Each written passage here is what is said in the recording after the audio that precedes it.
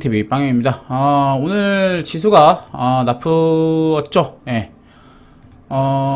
오늘 지수는 이렇게 하락한 모습을 보여줬습니다. 그래서 쉽지는 않았던 장인 것 같고 코스피도 아주 강하게 빠졌죠. 그렇기 때문일까요? 오늘 최재형 테마주와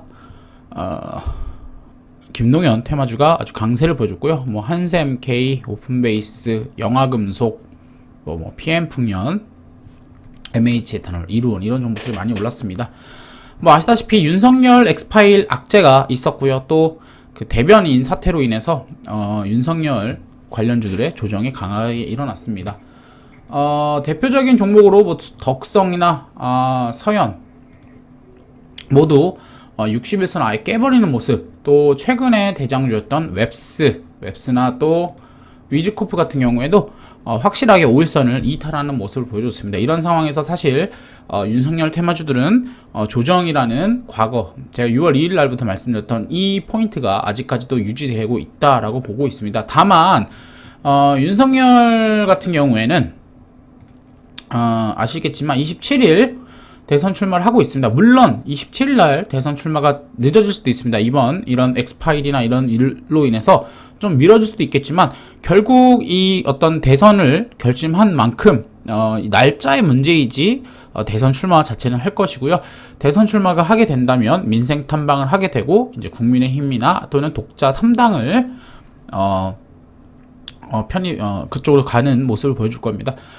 즉 윤석열 테마주는 뭐 한 일주일에서 2주 정도 조정을 거친 다음 다시 상승을 할 수 있다는 포인트를 보셔야 되겠고, 다만 뭐 많이 올랐던 종목들은 아무래도 부담스럽다 라고 말씀드릴 수 있습니다.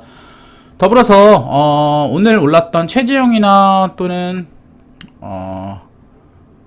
뭐 최재형이나 다른 종목들 있죠. 뭐 최재형이나 아니면 김동현 테마주 같은 경우에도 조금 급등이 이제 과하다라고 볼 수 있습니다. 오픈베이스 같은 경우에는 보시다시피 굉장히 급등을 했습니다. 물론 더 갈 수 있습니다. 더 갈 수 있지만 어찌됐든 간에 많이 오른 종목은 그만큼 위험성이 높아질 수밖에 없겠죠. 오픈베이스 같은 경우에도 거의 한 달 동안에 대략 뭐 한 3배, 2배 정도 올랐고요. 또 PM풍년 김동현 테마주 대장이었죠. 그래서 이 종목 같은 경우에는 제가 항상 코로나 저점 대비를 많이 보는데 코로나 저점 대비 거의 10배 이상 오른 종목입니다. 물론 내일 뭐 김동현 테마가 더 가서 조금 더 상승할 수 있겠지만 10배 오른 종목, 어떤 펀더멘탈적 변화가 있지는 않았지 않았습니까? 그래서 참 부담스럽다라고 말씀드릴 수 있을 것 같고, 뭐 이루온 같은 경우에도 요것도 이제 최재형 테마주였고요. 뭐 800원대에서 대략 8배 정도 7배 정도 오른 종목입니다. 물론 더 갈 수 있다고 제가 항상 말씀을 드립니다. 정치 테마주는 비이성적인 종목이기 때문에 어떻게 펀더멘탈로 설명되지는 않습니다. 그래서 뭐 어디가 끝이다라고 할 수는 없지만 오르면 오를수록 떨어지는 폭도 커질 수밖에 없지 않겠습니까? 그래서 항상 많이 오르면 5배 이상 오르면 조심하셔라 라고 말씀드릴 수 있을 것 같습니다. 그러면서 우리가 이제 조금 지켜봐야 될 것이, 지금 오늘 오른 종목들은 다 야권 테마주들이죠. 그래서 우리가 여권 테마주들을 한 번 더 또 보셔야 됩니다. 물론 여권 테마주 같은 경우에는 이재명이 윤석열과는 달리 별다른 문제가 없습니다. 그런 상황에서 사실 이재명 테마주가 어떻게 보면은 가장 윤석열의 이 지지율 하락의 가장 큰 수혜주라고 볼 수 있겠고, 다만 뭐 박용진 후보라든지 추미애 후보들의 어떤 약진을 지켜보셔야 될 것 같습니다. 그래서 뭐 최근에 이제 추미애 같은 경우에는 23일 유튜브로 출사표를 던지게 되죠. 그래서 우리가 재룡전기, 재룡산업 이런 종목들이 추미애 관련주고요.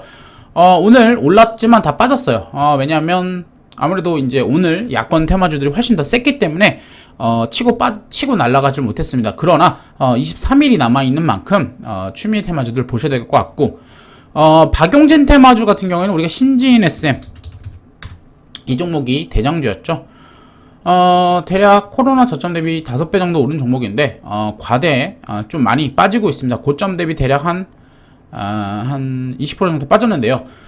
좀 더 빠질 수 있습니다. 좀 더 빠질 수 있고, 제일 중요한 게 우리가 이재명 씨가 21일 날 21일 날 전후로 대선 출마를 하게 됩니다. 이렇게 되면 사실 박용진 테마주나 추미애 테마주는 시장의 관심에서 좀 멀어질 수 있습니다. 이래서 추가적인 하락이 더 나올 수 있다라는 점을 기억을 하셔야 되겠는데, 다만 이재명 주만 계속 갈 수는 없지 않습니까? 그리고 이재명 주도 너무 많이 오르게 되면은 추미애나 박용진 같은 경우에는 이재명이든 윤석열이든 다 깝니다.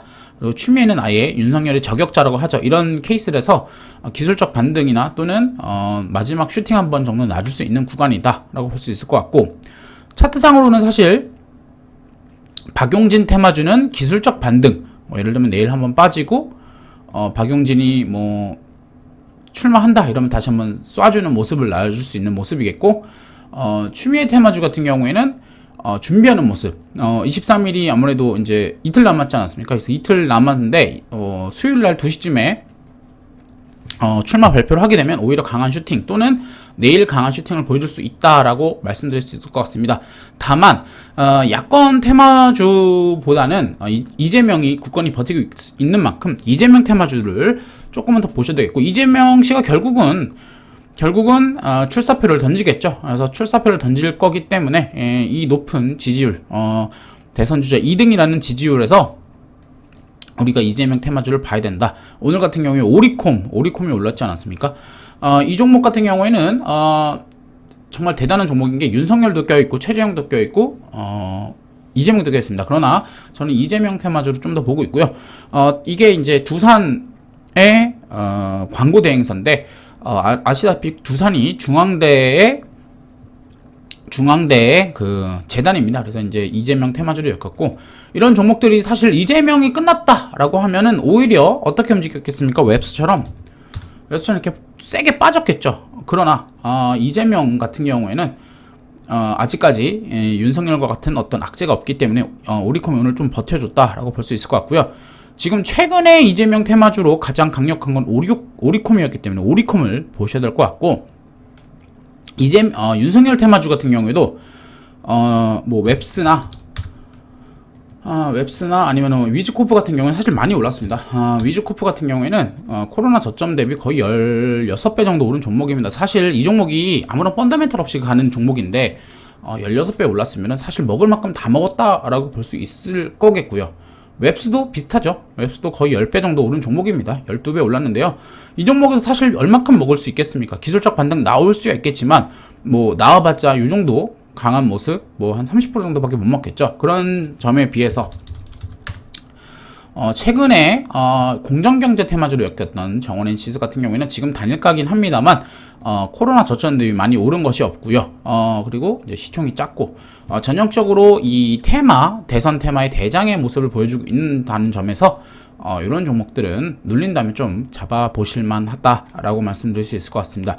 그래서 오늘은 전반적으로 흘러가는 흐름이 야권 테마주가 굉장히 많이 올랐기 때문에 이제는 좀 조심해야 되겠고, 여권 테마주가 비교적 못 올랐기 때문에 또는 기술적 반등이 나올 수밖에 없는 구간이 나오기 때문에 보셔야 된다. 그러나 야권 테마주는 윤석열의 어떤 악재가 있었기 때문에 강한 상승이 나왔고, 여권 같은 경우에는 이재명이 아직은 굳건히 버티고 있기 때문에 최근에 이런 최재형이나 김동연 테마주 같은 강한 상승은 좀 기대하기는 어렵다라고 정리할 수 있겠네요. 그래서 여러분들이 지금 대선 테마주를 많이 들고 계실 텐데, 지금 여러분의 현재 상황이 어떤 것인지를 정확하게 아시고 매매를 하셔야 대선 테마주 안전하게 또 제대로 수익 낼 수 있다는 점을 꼭 기억하셔야 될 것 같습니다. 오늘은 이렇게 마무리하도록 하겠고요. 구독과 좋아요 그리고 알람 설정까지 꼭 부탁드리겠습니다. 감사합니다.